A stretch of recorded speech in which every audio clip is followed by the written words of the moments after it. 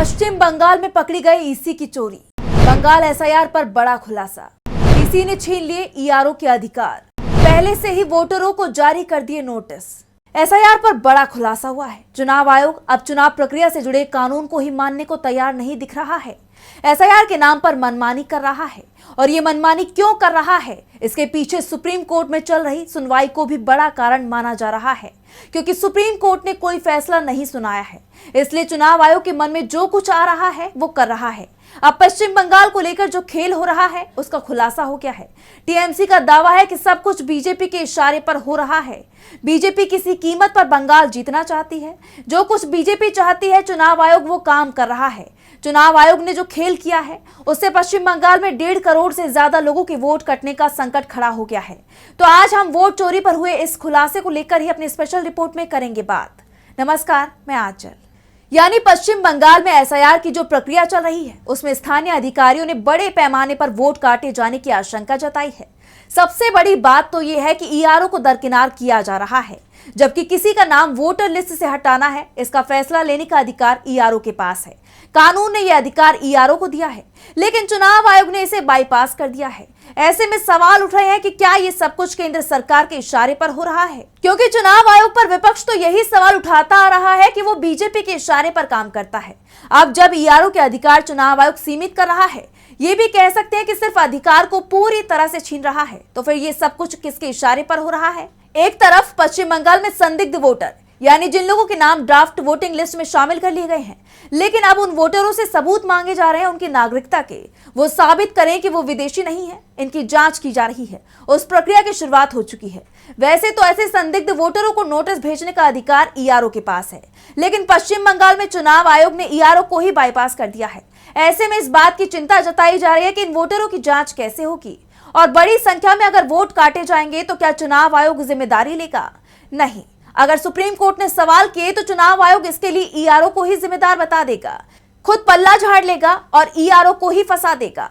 पश्चिम Bengal civil सेवा अधिकारी संघ ने इस मामले में मुख्य चुनाव आयुक्त ज्ञानेश कुमार और राज्य चुनाव आयुक्त मनोज अग्रवाल को पत्र लिखा है। इसमें ईआरओ के जो कानूनी अधिकार हैं उन्हें दरकिनार करने पर सवाल उठाए हैं। राज्य सिविल सेवा अधिकारी संघ के महासचिव सैकत अशरफ अली ने अपने पत्र में कहा, ये देखा गया है कि मतदाताओं के नाम मतदाता सूची से बिना ईआरओ की जानकारी के हटाए जा रहे हैं, जबकि कानून के मुताबिक ईआरओ ही सक्षम प्राधिकारी है।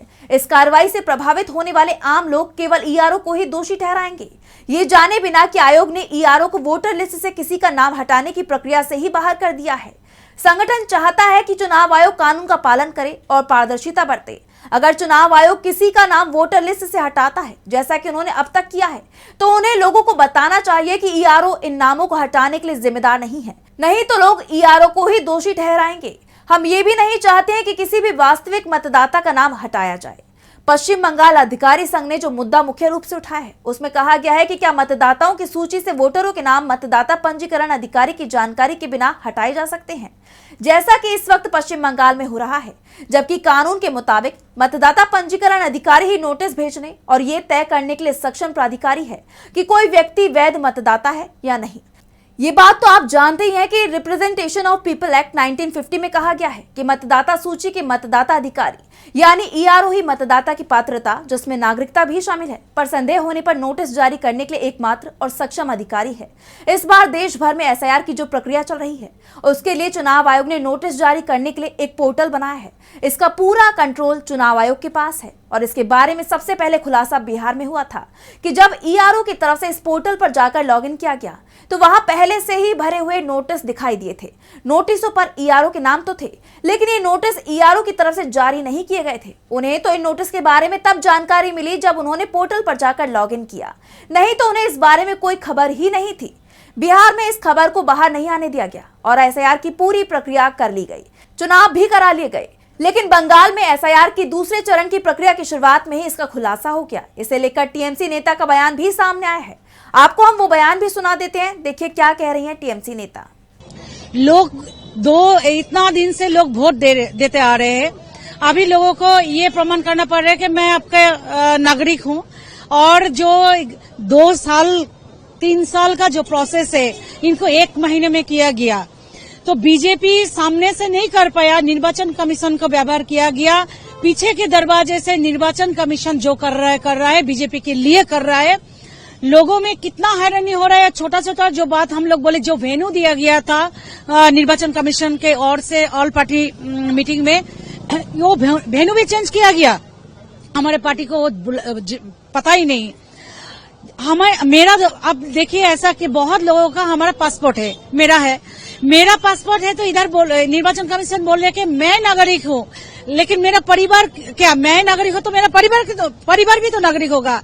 जो इंदिरा आवास योजना, बांग्ला आवास योजना जिसके पास है, सरकार ने मुझे कुछ दिया है तो मैं इन देश का नागरिक हूँ, तो मैं नागरिक हूँ, मेरा पति क्यों नहीं, मेरा पति है तो मेरा पत्नी क्यों नहीं।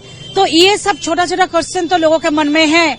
तो आपने देखा कि कैसे लोग परेशान हो रहे हैं और ईआरओ के हाथ में कुछ भी नहीं है। पश्चिम बंगाल के नादिया में एसआईआर प्रक्रिया से जुड़े एक ईआरओ का कहना है, नोटिस केंद्रीय चुनाव आयोग के सॉफ्टवेयर के जरिए तैयार किए जाते हैं, न कि संबंधित अधिकारी की तरफ से, जैसा कि कानून में कहा गया है। हमारे पास नोटिस तैयार करने का विकल्प है। जब हम इसका इस्तेमाल करते हैं तो नोटिस अपने आप तैयार हो जाता है। इस वक्त जो सॉफ्टवेयर के जरिए मतदाताओं के लिए नोटिस तैयार किया जा रहा है, जिनका मिलान 2002 के एसआईआर डेटा से नहीं हुआ है, इन मतदाताओं को नोटिस भेजे गए हैं। हालांकि डेटा में संदिग्ध मतदाताओं के मामले में हमारे पास ये तय करने का अधिकार नहीं है कि किस मतदाता को सुनवाई के लिए बुलाया जाएगा। ये फैसला सिर्फ चुनाव आयोग की तरफ से लिया जाएगा। सबसे बड़ी बात तो यह है कि जो बात ईआरओ कह रहे हैं, जो बात राज्य सिविल सेवा अधिकारी संघ की तरफ से कही जा रही है, उस पर पश्चिम बंगाल के चुनाव आयुक्त भी अपनी मोहर लगा रहे हैं, क्योंकि उनकी जो सफाई सामने आई है उससे चुनाव आयोग ही घिरता दिखाई दे रहा है। पश्चिम बंगाल के निर्वाचन कार्यालय के एक अधिकारी ने बताया, पश्चिम बंगाल में एसआईआर का काम शुरू होने से पहले ही अक्टूबर में सभी जिला निर्वाचन अधिकारियों, डीईओ, ईआरओ और एईआरओ को निर्देश दे दिए गए थे। अधिकारी अब ऐसे सवाल क्यों उठा रहे हैं? केवल उन्हीं मतदाताओं को सुनवाई के लिए नोटिस भेजे जा रहे हैं जिनका 2002 के एसआईआर से कोई मिलान नहीं है। पश्चिम बंगाल में ऐसे मतदाताओं की संख्या लगभग 31 लाख है। इसके बाद चुनाव आयोग उन मतदाताओं की जांच शुरू करेगा जो संदिग्ध हैं। फिर चुनाव आयोग ये तय करेगा कि उन नोटिसों को कैसे जारी किया जाए। तो एसआईआर पर कई सवाल खड़े हो रहे हैं। इस बीच राज्य के मुख्य निर्वाचन अधिकारी मनोज कुमार अग्रवाल ने इस पूरे मामले में कहा है, 2002 में हुए अंतिम एसआईआर की मतदाता सूची से जिनका मिलान नहीं हो सका, उनकी सुनवाई सबसे पहले शुरू होगी और इसके बाद जिन मतदाताओं के फॉर्म में दूसरी गड़बड़ियां मिली हैं, उन पर बाद में विचार किया जाएगा। ऐसे वोटरों की सही संख्या 1,36,00,000 है और बिना मिलान वाली संख्या 31 लाख है। कुल मिलाकर 1,67,00,000 होती है। जांच के बाद ये संख्या बदल सकती है। अब आप खुद ही समझ सकते हैं कि 1,67,00,000 वोटर पश्चिम बंगाल में संदिग्ध हैं। 58 लाख लोगों के नाम पहले से ही काटे जा चुके हैं, यानी ये संख्या 2,25,00,000 तक पहुंच जाती है। जबकि पश्चिम बंगाल में बीजेपी के नेता शुरुआत से ही, जब राज्य में एसआईआर कराने का ऐलान भी नहीं हुआ था, तब से ही बोल रहे थे कि बंगाल में 2 करोड़ वोटरों के नाम काटे जाएंगे। तो क्या जो टारगेट पश्चिम बंगाल बीजेपी की तरफ से चुनाव आयोग को दिया गया है, एसआईआर में उसे पूरा किया जा रहा है? ईआरओ से अधिकार क्यों छीने गए हैं? क्या इसके पीछे भी बीजेपी नेताओं का ही दबाव है? ज्ञानेश कुमार से सवाल किए जा रहे हैं, लेकिन विपक्ष के तमाम सवालों के बाद भी चुनाव आयोग की तरफ से अभी तक इसका कोई जवाब नहीं आया है। तो फिलहाल स्पेशल रिपोर्ट में बस इतना ही। अगर वीडियो पसंद आया तो लाइक करें, साथ ही हमारे चैनल को सब्सक्राइब करें। नमस्कार।